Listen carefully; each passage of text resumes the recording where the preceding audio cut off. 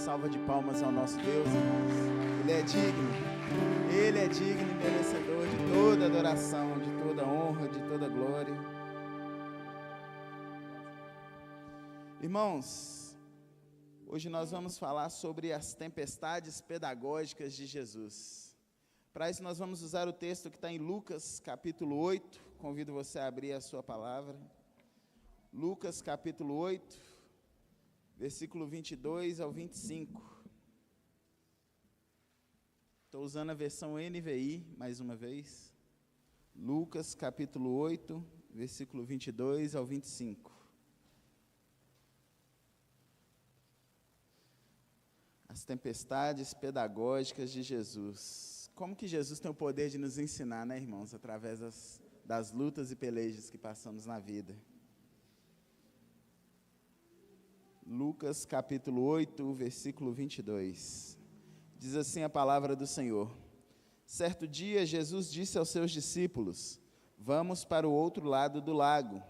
Eles entraram no barco e partiram. Enquanto navegavam, ele adormeceu. Abateu-se sobre o lago um forte vendaval, de modo que o barco estava sendo inundado, e eles corriam grande perigo.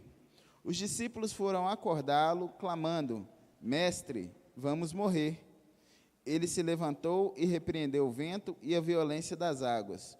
Tudo se acalmou e ficou tranquilo. Onde está a sua fé? Perguntou ele aos discípulos. Amedrontados e admirados, eles perguntaram uns aos outros: quem é este que até aos ventos e às águas dá ordens e eles lhe obedecem? Vamos orar? Senhor Jesus, nós nos colocamos diante do Senhor nesse momento, Pai, em temor e reverência, e pedimos ao Senhor que venha tomar cativa a nossa mente em Tuas mãos, Senhor. Não deixa que venhamos a nos distrair com as preocupações lá de fora. Coloca o nosso coração como uma terra fértil nesse momento para o plantio da semente do Senhor. E fica à vontade, Espírito Santo, no meio de nós, ministra aos nossos corações e faça florescer em nós a Tua palavra. Que nesta noite possa ser transformado o nosso coração um pouco mais à imagem de Cristo, e que possamos compreender um pouco mais sobre a Tua boa, perfeita e agradável vontade sobre a vida do cristão. Que o Senhor fique à vontade no nosso meio para falar o nosso coração. É o que oramos e agradecemos em nome de Jesus. Amém. Irmãos, desde a entrada do pecado no mundo, a vida dos homens nunca mais foi a mesma. O cenário que antes era de paz, tranquilidade e bonança, foi se tornando cada vez mais um cenário hostil e devastador.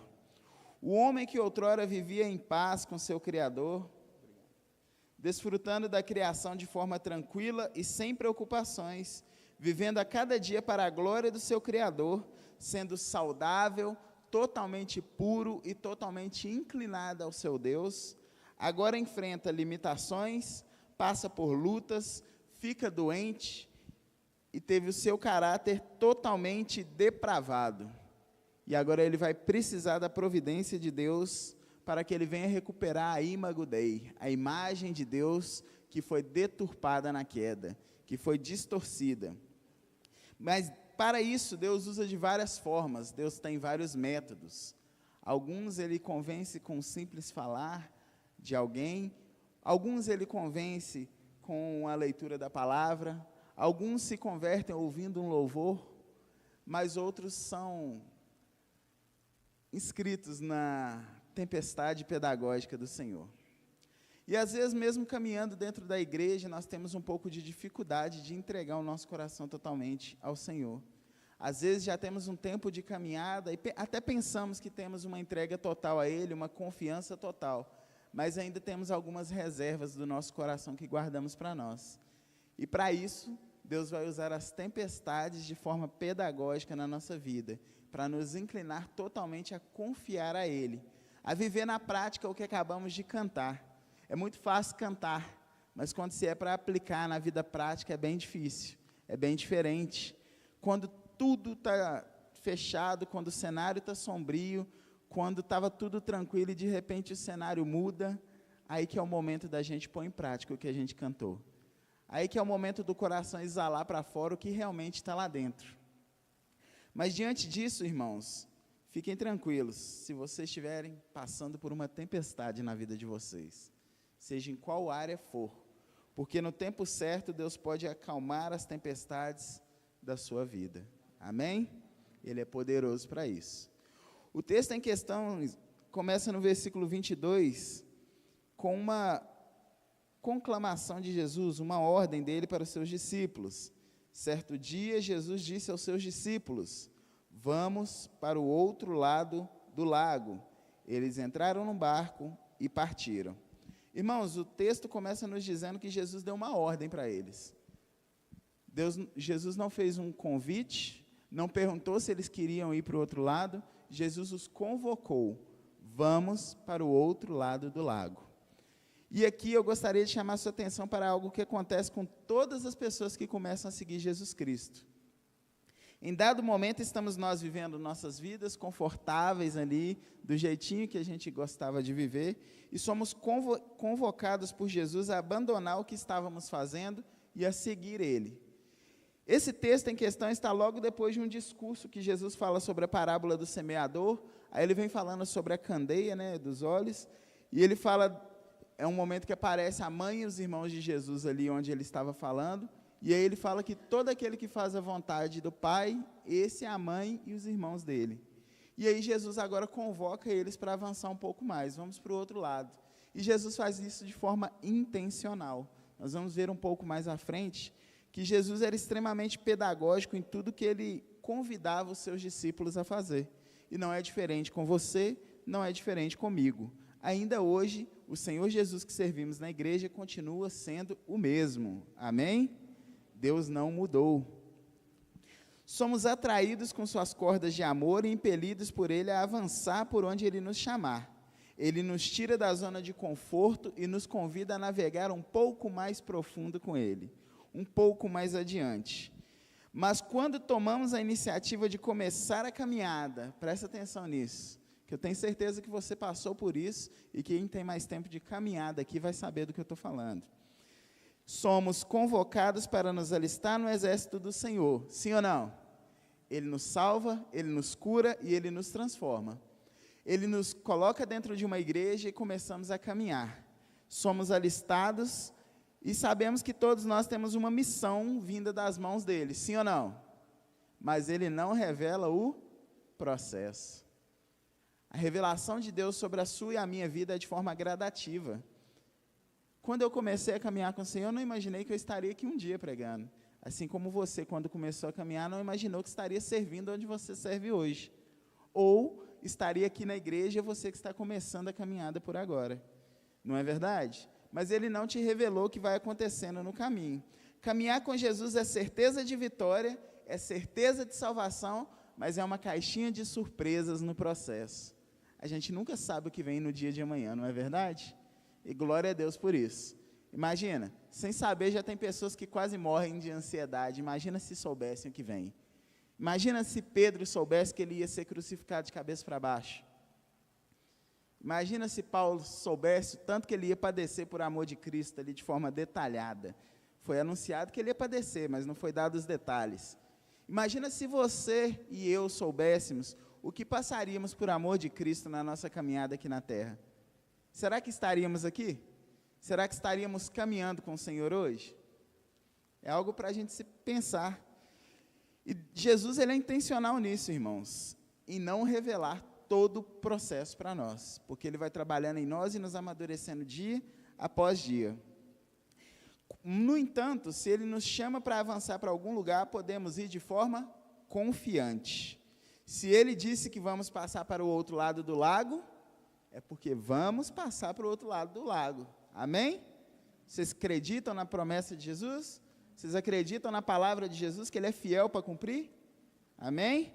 Então, se Ele disse, vai chegar. A palavra do Senhor não volta vazia, e Ele não é filho do homem para que minta, nem homem para que se arrependa. Ele diz e acontece. Jesus não sonha, Jesus decreta. Amém?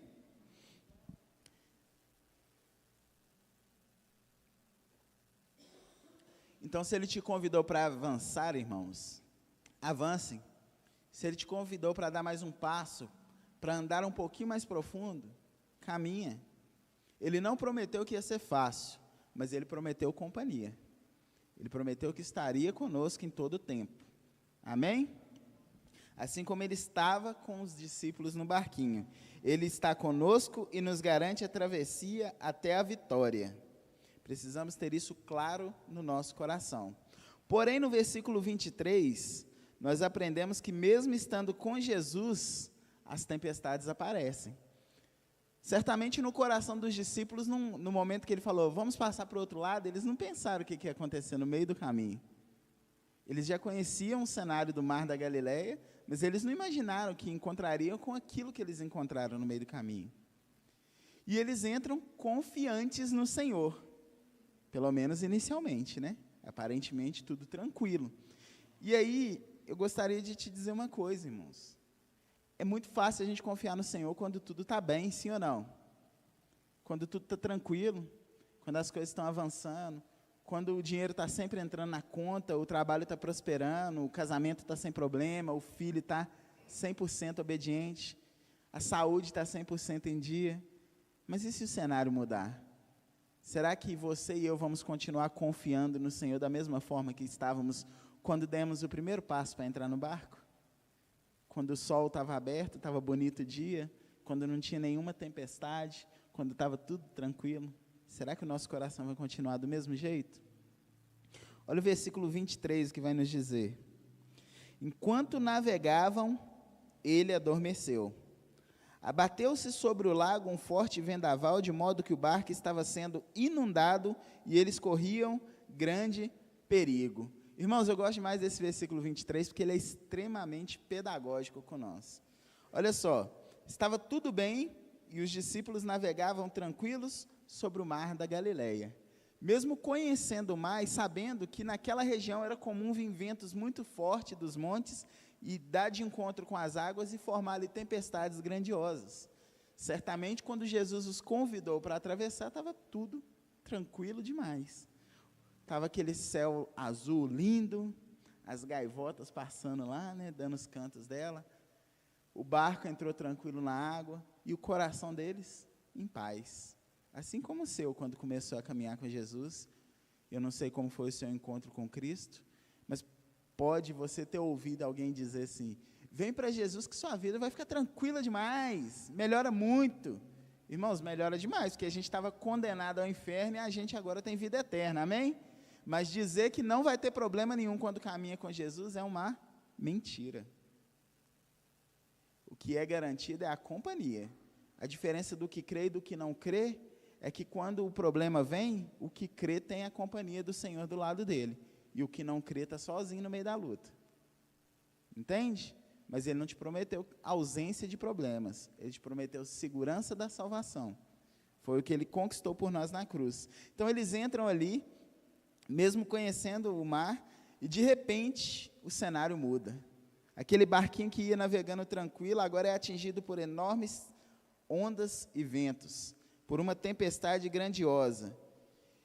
Mas sobre a vida deles havia um comando que Jesus tinha passado. Qual era? Passemos para o outro lado. Então, no momento iniciante, eles estão ali confiantes que eles vão passar para o outro lado, irmãos. Jesus convidou, Jesus vai levar. Jesus vai nos conduzir em paz e jubilantes até lá do outro lado. Só que, de repente, o mestre se põe a dormir. E até aí tudo bem, eles olham para Jesus, Jesus tinha uma vida muito agitada, vocês conhecem bem, e Jesus está cansado, foi descansar. Mas não esperavam eles que quando Jesus começasse a descansar, a tempestade ia começar a se formar. E no primeiro momento eles fazem como muitos de nós, irmãos. O mestre está ali, junto com eles no barco, mas eles não vão a ele. Eles tentam do próprio braço deles, eles tentam do próprio jeito deles. E eles ficam ali por um tempo, a Bíblia não diz quanto tempo, mas diz que o barco era chicoteado de um lado para o outro, com os ventos, com as águas. Então, pensa num cenário desse, irmãos, 1 minuto parece umas 3 horas, não parece? Imagina o desespero. E o barco não era como os barcos de hoje, gigantesco, né? Eram barcos pequenos, de madeira, até em condições precárias algumas vezes, devido a limitações financeiras que eles tinham naquelas épocas. E aí eles vendo o barco balançar de um lado para o outro, essa tempestade terrível, o barco começa a entrar água lá dentro, vai inundando. E eles se viram em uma situação de extremo perigo. E aí o que acontece com eles? O medo começa a bater na porta do coração. O desespero começa a bater na porta. O que nós vamos fazer? Nós vamos morrer nessa situação. Quem poderá nos ajudar? E dessa vez não é o Chapolin Colorado, né, pastor? Só Jesus poderia resolver o problema. Só Jesus poderia tirar eles daquela situação difícil.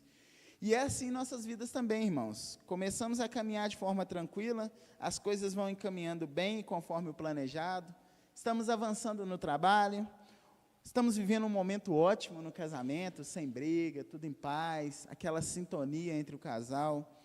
Nos estudos está indo tudo bem, só notas altas na escola, na faculdade, tudo tranquilo, tudo fluindo bem. Portas de emprego sendo abertas, ministerialmente estamos crescendo, sonhos sendo alcançados, planos sendo perfeitamente cumpridos. E de repente o cenário muda. E talvez você já tenha ouvido alguém comentar em um cenário principalmente de saúde. As pessoas falam assim, mas o fulano estava bem ontem. Ou o fulano estava bem hoje de manhã, eu vi ele e agora ele morreu. Agora ele não está mais aqui. É de repente, irmãos, no estalar de dedos, todo um cenário muda. E aí, irmãos, de forma completamente inesperada, somos surpreendidos por uma grande tempestade em nossas vidas. E isso nos tira o nosso conforto e nos pega de forma desprevenida. Sim ou não? Ou vocês estão sempre esperando todos os problemas que vêm sobre a vida de vocês? Porque eu já fui pego de surpresa um tanto de vez. E algumas coisas que acontecem em nossa vida, irmãos, a gente está até esperando. Tem coisas que são mais ou menos previsíveis, mas tem outras que não.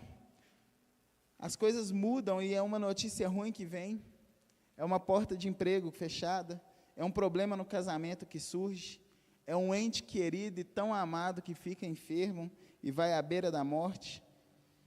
E de repente aquele cenário tranquilo já não existe mais e está tudo completamente diferente. Às vezes a tempestade vem, mas está sob o nosso controle algumas coisas que acontecem. A gente tem até algumas previsões do que a gente pode fazer, não é verdade? Mas tem outras que fogem completamente do nosso controle.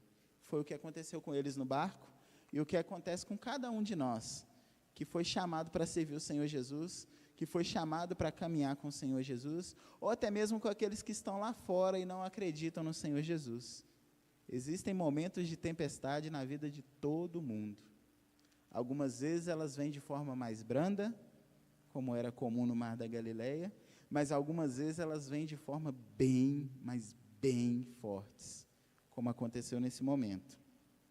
Então nos vemos totalmente impotentes, fracos e frustrados. Tem coisas que já são previstas e vamos resolver. E essas que acontecem de forma inesperada? Como foi com eles ali? Eles não podiam fazer nada para acalmar o vento. Eles não podiam fazer nada para acalmar a tempestade. E quando uma doença vem, a gente não pode fazer nada, a não ser tomar o remedinho que foi receitado. E esperar que, pelo milagre de Deus, o remédio faça efeito, ou o remédio não fazendo efeito, a mão de Deus alcance a nossa vida e nos cure. Tem coisa que não está no nosso controle. Se Deus abrir uma porta, ninguém fecha. Mas se Ele resolver fechar a sua porta, ninguém vai abrir. Foi quando Ele permitiu que Satanás fosse sobre a vida de Jó. Fez uma devastação na vida dele, não foi? E mudou o cenário assim? A gente lê o livro, irmãos, e parece que foi algo muito rápido. Estava comentando com a Bruna esses dias. Dá uma impressão que a restauração de Jó foi algo rápido. Mas Deus deu para ele quantos filhos depois? 10, não foi? Pense, quantos filhos? 10. Cada filho fica quanto tempo dentro da barriga? 9. E ainda tem aquele tempo entre uma gestação e outra. Se, por acaso, Deus mandasse gêmeos, ainda seriam 5 gestações. Então, não foi algo tão rápido assim a restauração, não, irmãos. E se veio um de cada vez? Estamos falando de 10 anos para restaurar o que foi perdido em um dia. As tempestades têm poder destrutivo na vida da gente. E elas abalam muitas vezes o nosso coração, abalam a nossa fé. Mesmo quando já estamos acostumados com determinado cenário, a tempestade pode nos surpreender e trazer um cenário um pouco diferente daquilo que estamos esperando. Os discípulos tinham, no meio deles, tinha pescadores experientes. Então, eles já estavam acostumados a estar no mar. Tinham pescadores que já estiveram pescando no mar da Galileia em algum momento. Então, eles já foram chacoalhados ali pela água em alguma vez. E mesmo estes experientes ficaram com medo. Mesmo estes sentiram pavor no seu coração. Já vivenciaram tempestades, mas mesmo assim se sentiram impotentes frente ao que viveram naquele momento. E aí, irmãos, presta atenção nisso. Tem momentos que as maiores crises que enfrentamos vêm de lugares onde nos sentíamos mais seguros. O que te traz segurança hoje?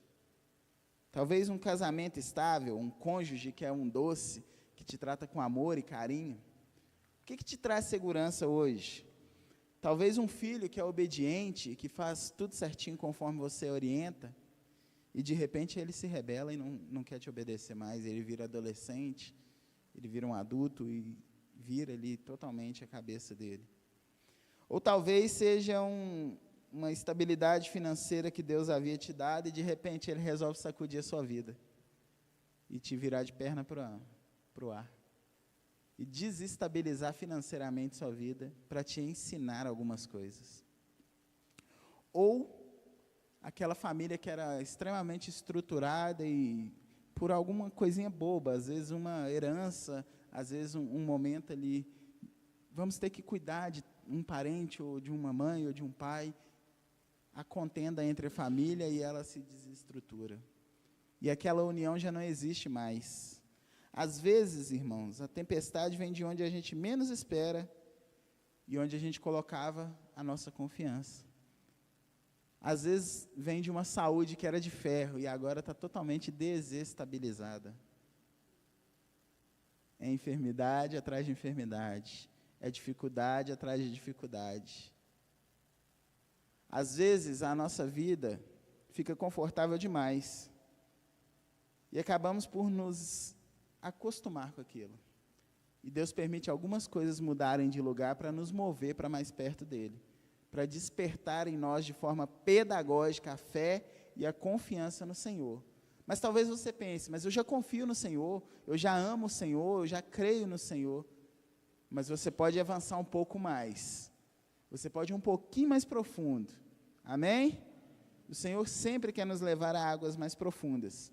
Às vezes, irmãos, essas tempestades estão fora de nós, nas coisas externas. Mas, às vezes, a tempestade dentro de nós é maior do que a que está fora de nós. Às vezes, a gente pensa que está estabilizado emocionalmente, espiritualmente, financeiramente, ministerialmente, e algo acontece fora que te bagunça totalmente por dentro. Esses homens conheciam o mar. Esses homens nadavam, esses homens pescavam. E, de repente, algo que acontece fora deles desestabiliza totalmente o que está dentro deles. E esses homens caminhavam com Jesus, irmãos. Eles estavam face a face com Jesus. E aí nós vemos que não são os problemas que enfrentamos que definem como vamos agir diante da situação. Mas é aquilo que está dentro do nosso coração. É o local onde a nossa fé está firmada verdadeiramente, que vai definir a nossa reação frente às ações que a vida tem com nós.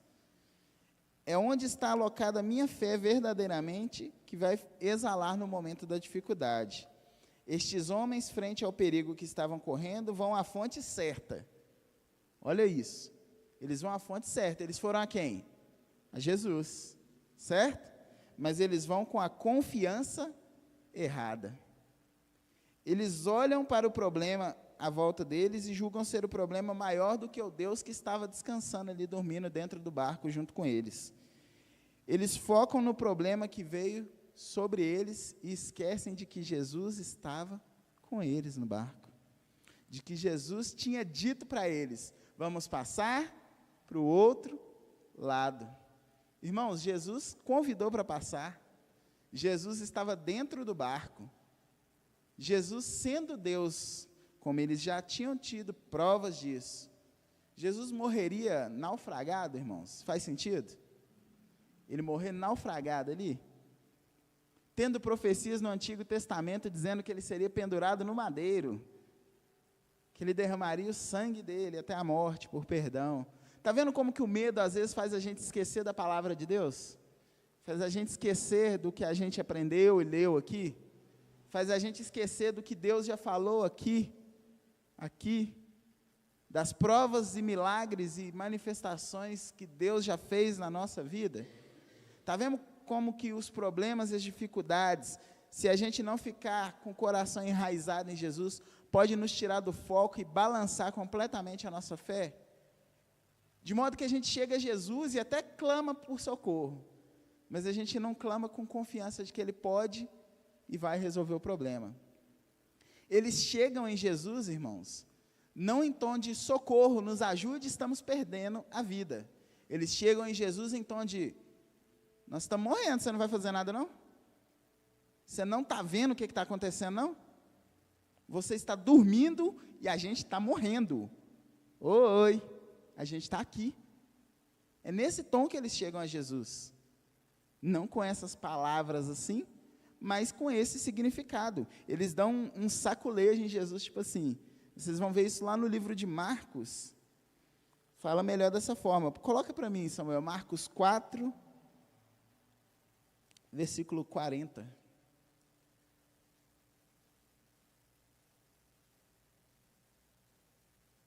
Perdão, 39, se eu não me engano.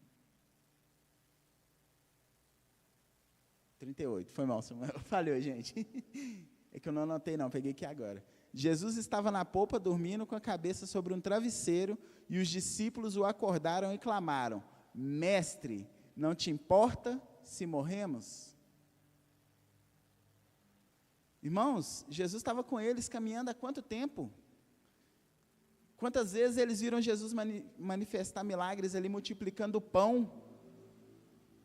Quantas vezes eles viram Jesus operando maravilhas no meio deles, curando cego, aleijado, coxo, fazendo o paralítico andar, anunciando para eles o reino da salvação, anunciando para eles as boas novas, anunciando para eles a passagem da vida eterna.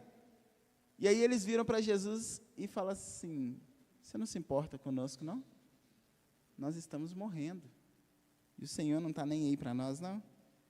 Irmãos, por estarem correndo o risco de morrer e Jesus está dormindo, eles ficam completamente abalados. E aí o versículo 24 vai nos mostrar Jesus acalmando as tempestades. Aí vocês vão entender por que o título da mensagem é As Tempestades Pedagógicas de Jesus. Existiam duas tempestades ocorrendo nesse momento. Uma fora do barco, a outra dentro do coração deles. E Jesus acalma as tempestades. Amém? Assim como Ele pode fazer na sua e na minha vida. Acalmar a tempestade que está fora de nós, o problema que está acontecendo, e acalmar a tempestade que está dentro de nós por pensar que o problema não vai ter solução. Muitas vezes somos como eles e pensamos que Jesus não está vendo. Olha só, versículo 24. Os discípulos foram acordá-lo clamando: Mestre, mestre, vamos morrer. Ele se levantou e repreendeu o vento e a violência das águas. Tudo se acalmou e ficou tranquilo. Irmãos, presta atenção. Tudo se acalmou e ficou tranquilo. E o tudo aqui não se refere só às águas e à tempestade, não. Se refere aos irmãos que estavam ali dentro também do barco. Tudo se acalmou e ficou tranquilo.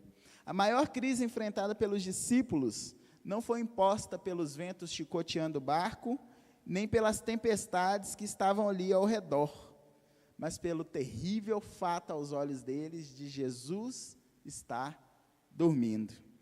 E esse é um grande desafio na vida de todo aquele que caminha com Deus.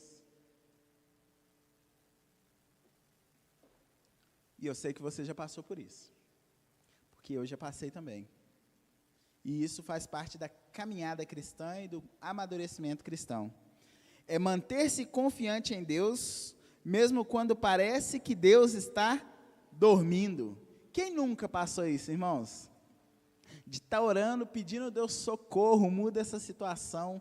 Deus olha por mim, Deus transforma isso, Deus abre porta ali. E só o silêncio vindo de volta. O próprio Jesus experimentou isso. Pai, se possível, passa de mim esse cálice. O que Deus respondeu a ele? Nada. Nada. Às vezes o silêncio de Deus é ensurdecedor para nós, né, irmãos? E olha só, é manter-se reverente a Deus, mesmo quando parece que Deus não está vendo a situação que você está vivendo. Você continua mantendo a sua reverência a Deus, o seu temor, mesmo quando Ele está demorando para te responder? Mesmo quando a solução, o resgate, a porta aberta, a cura, não chega no momento que você está esperando? A conversão do filho, do marido, a transformação do cenário financeiro da sua vida? Você continua se mantendo reverente a Deus quando tudo vai mal aos teus olhos? É manter-se firme na promessa de Deus, mesmo não vendo as coisas mudarem no momento que você espera.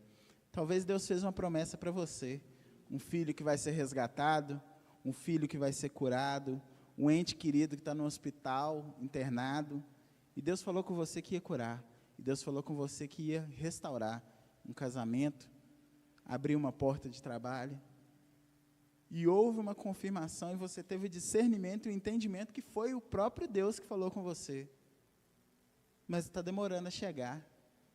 E aí, você vai continuar confiando na promessa? Deus prometeu para Abraão um filho, o filho chegou depois de quantos anos, irmãos? 25. É bom ouvir as promessas de Deus, sim ou não? Mas entre ouvir a promessa e experimentar o cumprir da promessa, existe uma lacuna de tempo, que não é definida por nós, é definida por Jesus. E esse tempo é usado para amadurecer o seu coração e o meu coração, para que quando aquela promessa venha se cumprir, a gente venha glorificar a Deus da maneira que Ele planejou para nós. O desafio é, irmãos, mesmo não vendo as coisas mudar, se manter obediente ao que o Senhor te pediu, mesmo em frente ao cenário de dúvidas. Jesus falou com eles: entremos no barco e passemos para o outro lado. E agora, o barco está balançando para um lado e para o outro, a água está entrando dentro do barco, não basta o barco estar balançando, a água está entrando aqui dentro.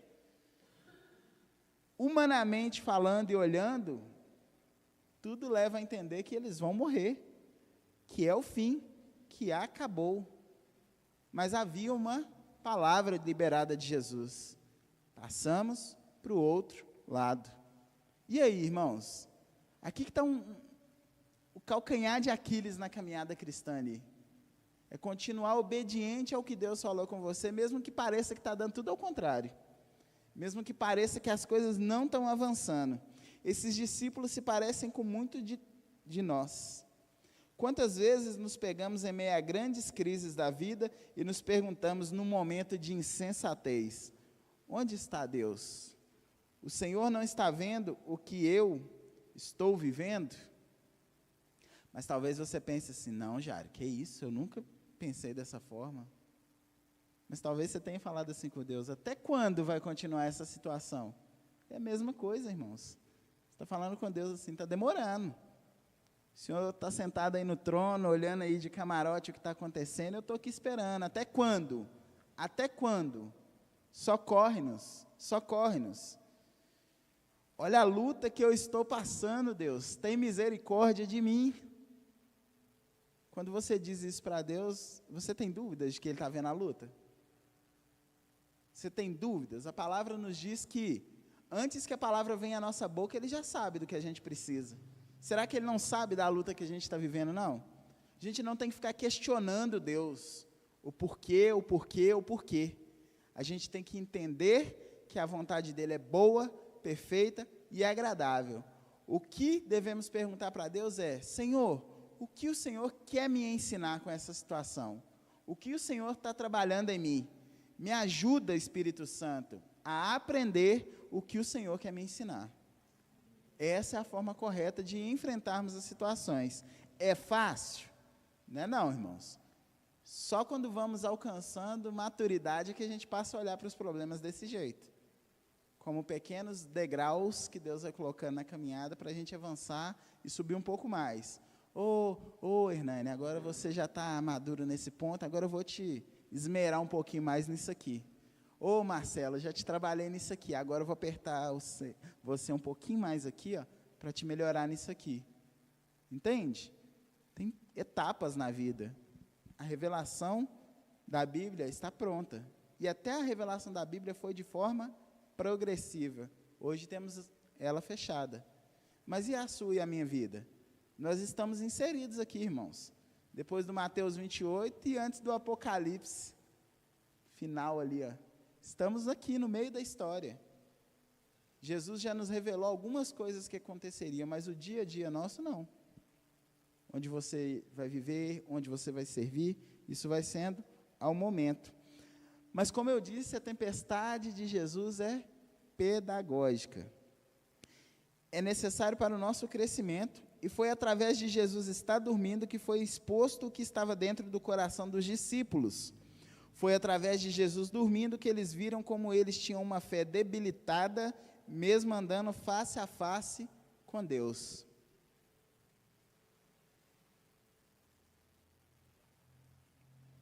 E fato é que muitas vezes acontece com nós também. Pensamos que já estamos em um grau de maturidade, profundidade e intimidade com Deus e que estamos firmes, estamos tranquilos. E aí Deus quer que a gente avance um pouco mais e Ele dá uma sacudida e aí a gente vê, meu Deus, como eu estou debilitado na minha fé. É como cantamos naquele louvor: cada vez que a minha fé é provada, Tu me dás a chance de crescer um pouco mais, até ser provado de novo e crescer um pouco mais, e um pouco mais, até que Ele venha e sejamos tidos como a estatura de varão perfeito, onde teremos o corpo glorificado e seremos como Ele. Mas olha só, irmãos, a Bíblia deixa claro para nós que Deus se importa conosco e está atento a cada detalhe, e nos resgata quando clamamos por Ele e confiamos nele. Coloca para mim, Samuel, por favor, 2 Crônicas 16, versículo 9. Vou ler só a parte A. 2 Crônicas 16, versículo 9. Pois os olhos do Senhor estão atentos sobre toda a terra, para fortalecer aqueles que lhe dedicam totalmente o coração. Para o quê, irmãos? Para fortalecer aqueles que lhe dedicam totalmente o coração. Note que ele não disse que é para satisfazer totalmente o desejo daqueles que lhe dedicam o coração. É para fortalecer. O quê? A fé, a confiança nele, a esperança nele. As musculaturas da alma são fortalecidas com os problemas da vida. Frase do reverendo Hernandes Dias Lopes. Isaías 59, 1. E talvez essa você conheça bem. Vejam, o braço do Senhor não está encolhido para que não possa salvar, nem surdo o seu ouvido para que não possa ouvir. Os discípulos que estavam com Jesus no barco conheciam essa passagem aqui, ó. É Antigo Testamento isso aqui. A anterior que a gente leu é Antigo Testamento também. Eles já ouviram. Como é que eles ouvem e pensam que o braço do Senhor está encolhido ali e vai deixar eles perecerem? Vai deixar eles morrerem no meio da tempestade? Existia uma promessa sobre a vida de cada um deles. Assim como existe uma promessa sobre a sua vida. Essa tempestade não é para acabar com você, é para te fortalecer. Continua firme, continua confiando, continua buscando e orando, porque o Senhor não está com os ouvidos tampados, Ele está te ouvindo. Salmo 145, versículo 18 ao 20. Esse eu gosto demais, irmãos. Salmo 145, versículo 18. O Senhor está perto de todos os que o invocam, de todos os que o invocam em verdade. Ele realiza os desejos daqueles que o temem. Ouve-os gritar por socorro e os salva. O Senhor cuida de todos os que o amam, mas a todos os ímpios destruirá. Irmãos, se você ama o Senhor, tenha certeza que Ele cuida de você. Tenha certeza que Ele não te deixou abandonado nessa terra terrível que estamos aí. Ó. Tenha certeza que você não está só. Ele está vendo a luta, Ele está vendo a doença, Ele está vendo a porta que precisa ser aberta, a dificuldade, o amigo pelejado de trabalho que tem tentado tirar sua paz, as dificuldades. Ele está vendo tudo isso. Os olhos do Senhor estão sobre a terra, atento a cada detalhe. Breve virá o Senhor. Amém? Estes homens vão a Jesus clamando por socorro pela tempestade externa que seus olhos viam. Porém, existia uma grande tempestade dentro deles, precisando ser acalmada também. Eles vão a Jesus evidenciando o seu medo ao ver se aproximar a morte, e clamam por Jesus, mostrando um certo grau de fé em Cristo, pois viram que não tinham o que fazer e pensaram que em Jesus havia a solução. Porém, eles tinham uma fé deficiente, pois não olharam para Jesus como deveriam. Mesmo estando dormindo, Jesus sabia da tempestade. Sim ou não? Se eu dizer que não, eu estou dizendo que Jesus não é onisciente. Logo, Ele não pode ser Deus. Então, Jesus sabia do que aconteceria à frente. Não é verdade?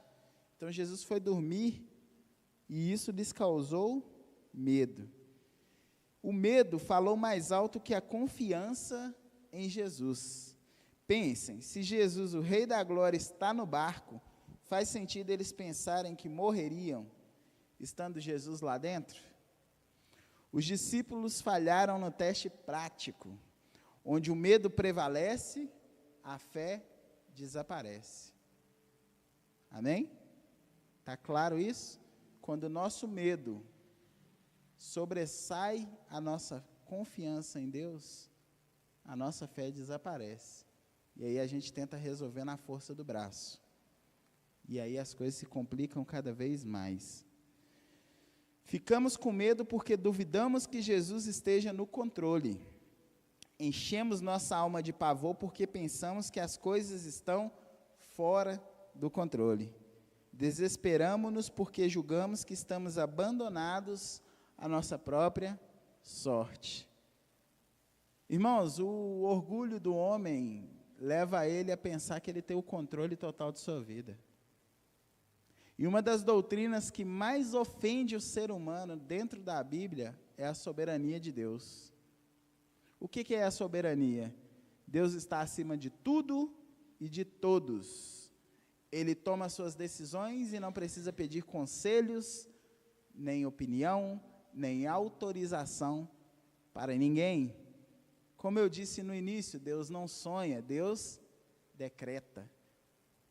Para Deus, o decretar e a realidade é a mesma coisa. Deus não planeja e fica arquitetando como nós, Ele executa o que já tem dentro do seu coração. É diferente. É diferente. Deus tem o controle sobre todas as coisas. Nós não. E isso é um pouco apavorante para aqueles que não colocam a sua confiança em Jesus. Vê que tem certas coisas, certas não, que quase todas as coisas não estão no controle de nossas mãos. A gente pode tentar, mas o realizar vem da mão do Senhor. É Ele que permite tanto o ímpio quanto o justo avançar em algum projeto. E não pense você que aquele cientista que não crê em Deus e descobre algo maravilhoso, não tem a mão de Deus por trás daquilo. É como o Marcus Eberlin, do, como é que chama? Aquele que eu passei o canal, Design Inteligente, teoria do design inteligente, irmãos, perdão, deu um branco aqui. Como ele fala, toda vez que Deus precisa que algo novo seja descoberto para que seu nome seja glorificado, ele levanta alguém. E ele não levanta só cristão não, irmãos. Ele levanta ímpio também. Mas ele levanta cristãos também. E o nome dele é exaltado tanto com a vida de um, quanto com a vida de outros. Deus é glorificado tanto com aqueles que são resgatados e vai para o céu, quanto com aqueles que são condenados e vai para o inferno. É pesado de falar, não é, irmãos? Mas o que vai para o inferno também glorifica a Deus, no sentido de quê? De manifestar a justiça de Deus sendo executada sobre a vida dos não arrependidos. Então mostra que um atributo de Deus, que é a justiça, ele é um atributo real, ele é um atributo que vai ser executado e é um atributo que glorifica o nome dele, porque ele não nega a ele mesmo. Se ele prometeu que seria assim, vai ser assim. Por isso que quem vai condenado também glorifica a Deus, mesmo sofrendo o seu castigo. É estranho pensar nisso, né? E é pesado até. Mas quem mandou todo mundo para o inferno foi o Adão, não foi Deus não. Deus escolheu alguns e tirou de lá. Qual critério que ele usou? Ele não contou para nós. Como o pastor Leonardo gosta de dizer, essa aí é aquela para você perguntar lá no café, lá na glória, sabe? Quando você for tomar um café com Deus, você pergunta, qual foi o critério que usou? Tem coisas que Deus nos revela e tem coisas que não. Mas o que precisa, irmãos, para que a gente creia, está revelado. E esses homens tinham 4 coisas essenciais que eram suficientes para que eles confiassem em Jesus. Primeiro, eles tinham uma promessa de Jesus. Vamos passar para o outro lado. Segundo, eles tinham a presença de Jesus com eles de forma física e pessoal. Jesus estava ali no barco com eles. Terceiro, eles tinham a paz de Jesus. Como assim? Jesus dormia em meio à tempestade. Ele sabia que a tempestade viria, porque ele é Deus e sabe de tudo. Jesus sabia que a tempestade seria pedagógica na vida deles, então ele dorme descansando plenamente na providência do Pai e na sabedoria de que aquele momento era necessário na vida daqueles homens para crescimento. Então ele descansa em paz. E também estes homens tinham o poder de Jesus. Eles já caminhavam com Jesus há um tempo e já tinham presenciado grande manifestação de poder e milagres. Tinham motivos suficientes para descansar o coração e ainda assim demonstram incredulidade. E isso pode acontecer com nós também. Quantas vezes nos pegamos assim frente às dificuldades da vida? Mesmo vendo Jesus tendo operado tantas coisas em nossa vida já, ao nosso redor, na nossa igreja, na nossa família, no nosso trabalho, no dia a dia, e às vezes nos vemos impotentes diante de alguma situação e acabamos por ter um grau de incredulidade em nós. Por isso que precisamos nos esmerar cada dia mais em comunhão, oração, leitura da palavra e jejum ao Senhor, para que a nossa fé fique enraizada no lugar certo e que tenhamos a intimidade cada vez mais aprofundada nele, porque aí no dia mau a gente vai estar bem alicerçado, bem fundamentado, e aí a gente vai poder falar como Jó: eu sei que o meu Redentor vive e em breve se levantará. Amém? Irmãos, ainda que a gente olhe ao redor e veja somente tempestades e mais tempestades, precisamos entender que as tempestades de Deus são pedagógicas e estratégicas para preparar o nosso coração para avançar um pouco mais. A tempestade não vem para te matar, mas para te amadurecer e dar crescimento e avanço na obra do Senhor. Então apenas confie que o Deus que acalmou a tempestade na vida daqueles discípulos é o mesmo Deus que pode acalmar a tempestade da sua vida. Pode mudar o cenário que você está vivendo. E o versículo 25, para finalizarmos, nós vemos que Jesus faz uma pergunta bem cirúrgica para eles nesse momento aí. Ele acalma a tempestade e aí ele começa perguntando para eles: onde está a sua fé? Perguntou ele aos seus discípulos. Amedrontados e admirados, eles perguntaram uns aos outros: quem é este que até aos ventos e às águas dá ordens, e eles lhes obedecem. Irmãos, logo após acalmar a tempestade externa, Jesus confronta seus discípulos, perguntando: onde está a sua fé? E essa pergunta ecoa ainda nos dias de hoje para mim, para você e para cada cristão espalhado sobre a face da terra. Onde está a sua fé? E muitas vezes vamos ouvir dentro da igreja as pessoas respondendo: a minha fé está em Jesus. Mas quando o Senhor resolve cavar um pouquinho mais fundo, quando ele fez, como ele fez com os discípulos aqui, a gente vê que a fé está em Jesus mesmo. Só que é um Jesus criado à nossa imagem e semelhança. É um Jesus gênio da lâmpada, que foi feito para satisfazer os desejos do meu coração. É um Jesus que eu peço e ele me dá.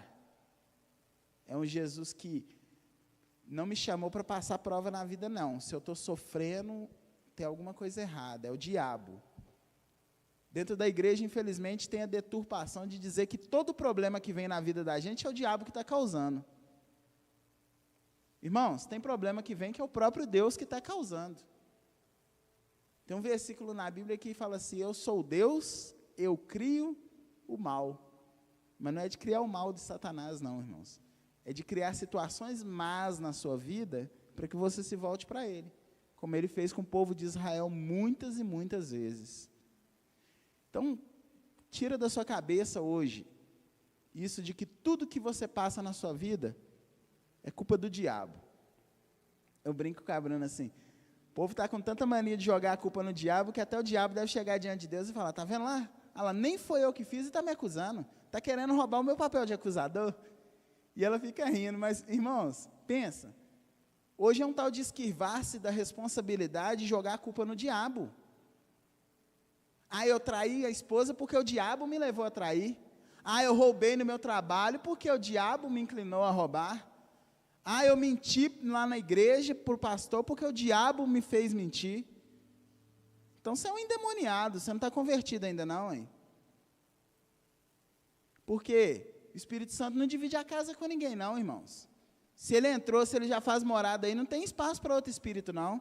Satanás pode até sussurrar no seu ouvido, mas a escolha é sua. Note que Jesus falou com Pedro. Pedro falou na arrogância do coração: ainda que todos esses te neguem, eu não vou te negar não. Jesus falou: ainda essa noite, antes que o galo cante 3 vezes, tu me negarás. Tu me negarás. Jesus não falou que o diabo ia fazer ele negar, não. Jesus falou que o Pedro ia negar. Escolha do Pedro. Entende? Mas o diabo também age, tá, irmãos? Não estou dizendo para negligenciar, não. Mas não coloca a culpa toda nele e esquiva fora da responsabilidade que é sua, não. Tem responsabilidade que está no nosso ombro. A fuga, ele pode até sussurrar no nosso ouvido, mas o dizer não ou sim para ele, a escolha é sua. A responsabilidade é sua, é minha. É muito fácil a gente usar da síndrome de Adão, né? A mulher que tu me deste me deu do fruto e eu comi. O diabo veio aqui, me pegou na minha mão e me fez pecar, ué. A culpa é dele. Manda ele para o inferno aí e me manda para o céu, porque eu roubei a vida inteira, eu prostituí a vida inteira, eu menti a vida inteira, eu traí minha esposa a vida inteira por culpa dele. Condena ele e me manda para o céu. Todo mundo quer ir para o céu, mas obedecer a Deus, que é bom, aí fica de lado. Não, Deus é bom, Deus perdoa, Deus é amor. Deus não vai mandar ninguém para o inferno, não. Deus vai salvar todo mundo. Já ouvi umas baboseiras dessa. Deus vai salvar todo mundo. Vai, irmão, não precisava de Jesus ter morrido na cruz, então, não, hein? Se eu digo que Deus vai salvar todo mundo, é uma heresia, chama universalismo. Está errado. Eu estou dizendo que o sacrifício de Jesus foi em vão. Por quê? Porque ele sacrificou e ele pagou o preço, ele comprou aquele que vai para o inferno? Não, ele morreu pelos eleitos dele. Por aqueles que foram escolhidos pelo Pai, e que o próprio Jesus falou: todo aquele que o Pai me der virá a mim, e de maneira nenhuma o lançarei fora. Dizer que Jesus pagou o preço por alguém que está lá no inferno, então a pessoa não precisava estar no inferno, não, hein? O pecado que ela está pagando lá no inferno já foi pago o preço. Entende que não faz sentido dizer que Jesus vai salvar todo mundo? Que Ele morreu por todo mundo? Onde está a sua fé? Onde está a minha fé? Existe um Deus verdadeiro que foi revelado de Gênesis a Apocalipse, um Deus santo, puro e imortal, um Deus transcendente e imanente, um Deus que está além da sua criação, mas se manifesta de forma ativa no meio de sua criação, que escolheu se relacionar comigo e com você. E Ele é tão amoroso que Ele fez um livro gigante, irmãos, sobre a vida dEle, sobre quem Ele é, para que ninguém possa chegar no último dia e dizer, eu não sabia, eu não sabia, eu não sabia. Ninguém será tido por inocente. De uma forma ou de outra, o Senhor testemunha ao coração e pergunta, onde está a sua fé? Onde está alicerçado o seu coração? Foi o confronto que Ele fez com eles. Vocês caminham comigo há tanto tempo e ainda me perguntam, mostra-nos o Pai. Lembra quando Filipe fala com ele? E ele fala com eles? Irmãos, as tempestades não vêm para matar, mas promover crescimento. Os discípulos estavam com medo do vento e da tempestade, agora testemunham com temor, olhando para Jesus. Quem é este, que até o vento e a tempestade dá ordem e elas lhe obedecem? Quem é este Jesus, que é Senhor sobre tudo e todos? Quem é este Jesus que dá ordem aos ventos e a natureza o obedece? Quem é este Jesus que acalma a tempestade que está fora de nós e agora acalmou a tempestade que está dentro de nós? Quem é este Jesus? Quem é Jesus para você? Jesus é apenas um ser espiritual? Jesus é alguém que pode te dar tudo o que seu coração deseja? Que veio para te enriquecer, para te prosperar, para te dar casa, carro? Para te sarar de todas as suas enfermidades? Ou Jesus é o Senhor da glória, o Rei eterno, o Deus todo-poderoso, que pagou um preço que você não podia pagar, um preço de sangue, e te comprou do reino das trevas e te transportou para o reino de luz? Quem é Jesus para você? Você confia plenamente, integralmente e inteiramente no Senhor Jesus mesmo? Se não, a pergunta que Jesus fez para os discípulos é feita para você nessa noite. Quem é Jesus para você? Onde está a sua fé? Coloca a fé no lugar certo, irmãos. Não coloca em um Jesus criado à sua imagem e semelhança. Coloca no Jesus bíblico. Coloca no Jesus que tem poder sobre o vento, sobre as tempestades, que usa das tempestades para nos ensinar as maiores lições da nossa vida. Crescemos mais em meio ao mar revolto do que em meio à calmaria. Moisés viu mais de Deus no deserto do que no palácio do faraó. Vocês já pararam para pensar nisso? Quando estava no palácio, ele foi preparado e foi estudado e aprendeu a ciência, a sabedoria, as coisas do Egito. Mas ele foi ver a mão poderosa de Deus agindo, foi aonde? Foi no deserto. Foi no meio da dificuldade. Foi no olho do furacão. Foi com aqueles milhões de pessoas no ouvido dele, ali, ó, pá, pá, pá, pá, reclamando e queixando. Foi no meio do deserto com aquele povo que o próprio Senhor profetizou: será um povo de dura serviço. Ficará cativo por 400 anos. Mas Moisés, na dificuldade, viu mais a mão de Deus agindo do que no tempo de bonança. E sabe que as dificuldades são até coisas boas da gente viver na vida, irmãos? Para a gente não ficar num estado confortável demais. Quando tudo está bem, a gente dá uma relaxada. Infelizmente, o ser humano tem esse hábito, está tudo tranquilo demais, está tudo bem. Aí aquela oração que era fervorosa passa a ser assim: obrigado, Senhor, por mais um dia. E aí aquele que orava 1 hora, 2 horas por dia, já está lá no final da noite, com 10 minutos, entregando só o caquinho para Deus. Obrigado, Senhor, por esse dia que passou.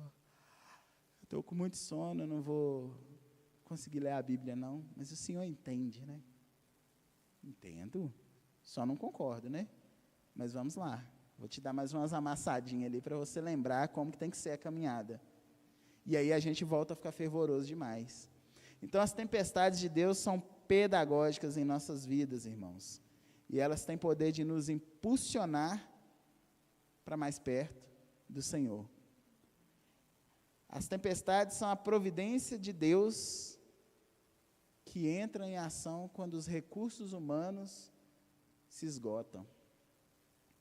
As tempestades são as ferramentas usadas por Deus para tirar a sua paz, para que você conheça a paz verdadeira, que só existe nele. Que você vai olhar e ver o mundo caindo ao seu redor e mesmo assim o seu coração vai descansar em paz. Então, irmãos, não fiquem apavorados ou atribulados frente às dificuldades e às lutas da vida. Saibam que tem um Deus que tudo pode e que Ele é onipresente, está presente do lado de cada um de nós. Olha como o nosso Deus ele é poderoso, Ele está sentado no trono no céu, mas Ele está aqui, pertinho de nós, dentro de cada um de nós. E Ele se manifesta de forma poderosa aos que o amam e buscam por Ele. Vocês não estão sozinhos no barco, Jesus está aqui. Amém? Jesus acalma as tempestades da nossa vida. É como Ele prometeu no livro de Mateus, no capítulo 28, versículo 19 e 20, perdão. Mateus 28, versículo 19 e 20. Portanto, vão e façam discípulos de todas as nações, batizando-os em nome do Pai, do Filho e do Espírito Santo. E olha a promessa linda, ensinando-os a obedecer a tudo o que eu ordenei a vocês. Olha a promessa dele lá, e eu estarei sempre com vocês, até o fim dos tempos. Amém? Você pode descansar o seu coração, meu irmão e minha irmã, nessa palavra de Jesus. Se Ele prometeu, Ele está conosco até o fim dos tempos, pode ter certeza disso. Então, como que vamos aplicar tudo isso que acabamos de ouvir ao nosso coração? Resumindo, irmãos, acho que é a frase que resume perfeitamente o que ouvimos até aqui. É a frase do reverendo Hernandes, que eu citei um pouco antes. Guarde isso no seu coração. As provas não vêm para nos destruir, mas para tonificar as musculaturas da nossa alma. Vamos repetir? As provas não vêm para nos destruir, mas para tonificar as musculaturas da nossa alma. Que o Senhor nos ajude, irmãos, a passar pelas tempestades confiando plenamente nele. Amém? Vamos orar? Senhor Jesus Cristo, nós confiamos e cremos que o Senhor esteve presente no meio de nós e manifestou o seu braço forte aqui mais uma vez, Senhor.